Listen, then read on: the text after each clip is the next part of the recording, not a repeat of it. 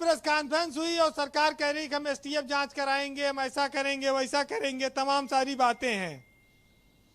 लेकिन यह बहुत गंभीर मामला है, लोगों के जीवन से जुड़ा हुआ है। एक इंटरव्यू आया था जिसमें कहा गया जिसने टॉप किया है इस जो परीक्षा हुई थी जिसमें, वो राष्ट्रपति तक का नाम नहीं जानता है, भारत के राष्ट्रपति का भी नाम नहीं बता पाया। तो ये तो बिहार बोर्ड की तरह उत्तर प्रदेश में हो गया कि टॉपर हाँ कि टॉपर भागे भागे फिर रहे हैं। देखिए हम लोग तो, हमारे यहाँ शिक्षकों का बड़ा सम्मान था और कहा जाता है कि शिक्षक जो है वो पूरे समाज को रोशनी दिखाता है, रास्ता दिखाता है। खुद वो मोमबत्ती की तरह होता है, उसके प्रकाश से समाज प्रकाशित होता है, बच्चों का भविष्य संवरता है। लेकिन जिस तरह से बेईमानी और भ्रष्टाचार से नौकरियां पाने की कोशिश की जा रही हैं, उसने सरकार के सामने तमाम चुनौतियां खड़ी की हैं। योगी सरकार फुल प्रूफ नौकरी देने में, व्यवस्था कराने में नाकाम साबित हो रही है और ये बात लगातार सामने आ रही जब पेपर लीक हो जा रहा है और कहीं ना कहीं कोर्ट में भी लोग जा रहे हैं। हमारे यहाँ परसंताप बहुत बड़ा मुद्दा है कि पड़ोसी के घर में खुशहाली कैसे है, उनका लड़का अगर नौकरी पा जा रहा है तो हम चैन से नहीं बैठेंगे, इसकी नौकरी लेके रहेंगे। तो ये जो सिस्टम है ये भीड़ की वजह से है, भीड़ ने सारी व्यवस्था को खराब कर रखा है और उसके लिए वो तंत्र को तोड़ने के लिए पैसे का, भ्रष्टाचार का इस्तेमाल करते हैं। मैं एक चीज समझ नहीं पाया, जब मुख्यमंत्री की मंशा ठीक है, सरकार की मंशा ठीक है, तो इस पर कोई कड़ी कार्रवाई क्यों नहीं हो रही? देखिए ब्रजेश जी, कार्रवाई होगी और चूंकि ये हाई कोर्ट के स्टे से आबद्ध हो गया मामला, लेकिन भ्रष्टाचार के मामले में कार्रवाई होगी। आज नहीं जो व्हाट एवर हैपेंड ना, इट्स ए क्राइम। क्राइम पर एक्शन के लिए हाई कोर्ट कभी नहीं रोकती। अगर कोई अपराध कारित हुआ है तो उस पर कभी कोई कोर्ट रोक नहीं लगाती है कि आप इस अपराध की जांच ना करें।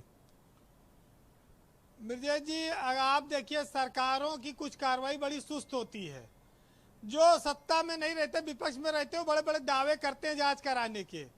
लेकिन एक यादव सिंह को सपा ने भी ढोया, भाजपा ने भी ढोया और बसपा ने भी ढोया। तमाम सारे ऐसे नाम हैं, तमाम सारे ऐसे अफसर हैं जिनको कहा जाता था कि ये सपा राज के अफसर हैं, उनको भाजपा में मलाई मिल रही है, वो महत्वपूर्ण पदों पर हैं। तो कथनी और करनी में बड़ा अंतर होता है। जब जो दल सत्ता में आ जाता है वो पुरानी चीजों को भूल जाता है। जी कंक्लूड करिए बीरेन जी। वैसे एक बात कहें कि हमारे यहाँ मास्टरों का हाल भी ब्रजेश जी निराला है और छात्र भी एक से बढ़कर एक हैं। एक बार हिंदी की एक कक्षा में एक मास्टर ने कहा बच्चे से कि बताओ बेटा, कविता और निबंध में क्या अंतर है? तो बच्चे ने जवाब दिया कि सर, गर्लफ्रेंड के मुंह से निकला हुआ एक एक शब्द कविता होता है और पत्नी के मुंह से निकला हुआ एक एक शब्द निबंध की तरह होता है। तो मास्टर जी ने उस छात्र को बड़ा सम्मानित किया। हमारे यहाँ इस तरह के लोग और छात्र सम्मान पाते हैं और मास्टर भी सीरियस नहीं। जब 25-25 जगह नौकरी कर रहे हैं लोग। आपकी बात सुन के राजपूत जी काफी तनाव में आ गए हैं। नहीं, राजपूत जी तो काफी अनुभवी आदमी हैं और वो जानते हैं कि यहाँ उत्तर प्रदेश में ठेके पे नकल होती है। ये जरूर है कि योगी सरकार ने इसमें काफी कामयाबी हासिल की। और जी भ्रष्टाचार से शिक्षा माफिया का प्रभाव जिले जिले में है। गोंडा से लेके कासगंज तक शिक्षा माफिया फैले हुए हैं। सरकार को बड़ी मेहनत करनी है, पता नहीं वो कामयाब होगी या नहीं। लेकिन एक 4 लाइन कहूंगा कि हमारे यहाँ पढ़ लिख के बहुत ज्यादा डिग्री हासिल करना एक तरह से बेरोजगारी का संकेत है, अपराध है। माँ बाप पूरे जीवन की कमाई लगा देते हैं, बच्चे रात दिन मेहनत करते हैं, लेकिन पता लगा कि वो भर्तियां भ्रष्टाचार की भेंट चढ़ जाती हैं। तो इस सरकार ने ये कहा था कि हम इन सब में पारदर्शिता लाएंगे। अब उम्मीद है कि इसमें कुछ कार्रवाई होगी।